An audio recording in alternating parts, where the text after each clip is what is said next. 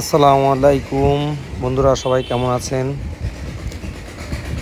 তো আজকে আমি চলে আসলাম বারোবাজারের যে পীর পুকুর বলে পীর পুকুর মসজিদে।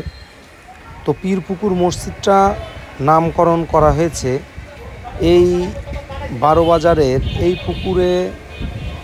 আপনার এখানে একটা পুকুর আছে, এই যে মসজিদটা দেখতে পাচ্ছেন, এটা হলো গলাকাটা মসজিদ অনেকে বলে।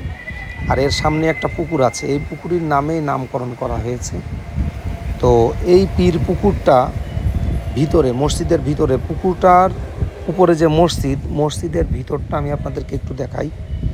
তো দেখুন, মসজিদের ভিতরটা কিন্তু হাফ মসজিদ, এই জন্য একে গলাকাটা মসজিদও অনেকে বলে।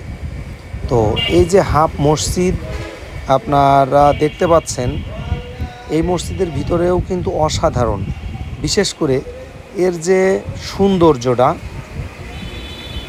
সৌন্দর্যটা হলো যে এই মসজিদটি মাটির নিচে থেকে উঠেছে এবং এই মসজিদের মাঝে মাঝে যে পিলারগুলো দেখতে পাচ্ছেন, এই পিলারগুলোও কিন্তু অনেক বড় বড় এবং মোটা পিলার। আর এই পিলারের যে ইটগুলো অনলি 2 ইঞ্চি থিকনেস, 2 ইঞ্চি নাই, 1.5 ইঞ্চি হবে, 1.5 ইঞ্চি থিকনেস এবং 10 ইঞ্চি লম্বা। তো এগুলো না দেখলে, মানে সচোখে না দেখাইতে পারলে আসলে আপনাদেরকে আমি বুঝাইতে পারবো না। তো আপনারা দেখতে থাকুন। এই মসজিদটার ভিতরটা আমি আপনাদেরকে সম্পূর্ণটাই দেখাচ্ছি এবং বাইরেটাও দেখাবো। আমি আগেই ভিতরে চলে এসেছি এবং ভিতরটা আপনাদের দেখানোর চেষ্টা করছি। এবং এর যে গাঁথুনিগুলো 40 ইঞ্চি 50 ইঞ্চি মোটা, মানে থিকনেস, এক কথায় যেটা আমরা আড় বলি। আড়ে গাঁথুনি হলো 40 থেকে 50 ইঞ্চি। এবং ইটগুলোও তো আপনাদেরকে দেখালাম সেই প্রাচীন আমলের ইট, অথচ একটা ইটে আমি নোনা লাগা দেখতে পারিনি, বা কোনো জায়গায় দেখিনি যে এক জায়গায় নোনা লেগে আছে। আর এর যে দরজাগুলো অসাধারণ, মানে সেই আমলে যে এত সুন্দর দরজা বলা যায় না সেটা। আর এই যে পীর পুকুর, যে পুকুরির নামে এই মসজিদটি নামকরণ করা হয়েছে, সেই পুকুরটি আমি আপনাদেরকে দেখাচ্ছি। এই যে দেখুন, এই হলো সেই পুকুর।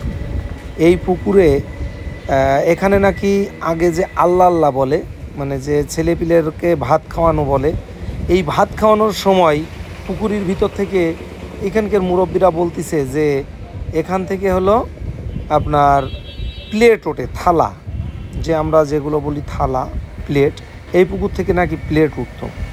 তো দর্শক, আসলে এত সুন্দর একটি দৃশ্য, আপনারা যদি পারেন চাইলে চলে আসবেন বারোবাজার পীর পুকুর।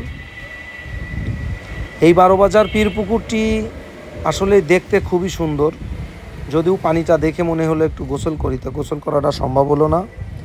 তো মসজিদটি আমি চারিদিকে আপনাদেরকে দেখাচ্ছি। এই যে পিলারগুলো দেখুন, অসাধারণ সুন্দর। আর এটি যুগ যুগ ধরে মাটির নিচে ছিল মসজিদটি।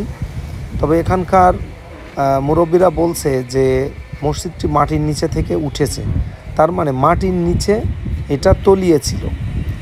তো এটা কতটুকু সত্য আমি বলতে পারবো না, তবে অবশ্যই আপনারা যদি পারেন তাহলে এখানে আসবেন।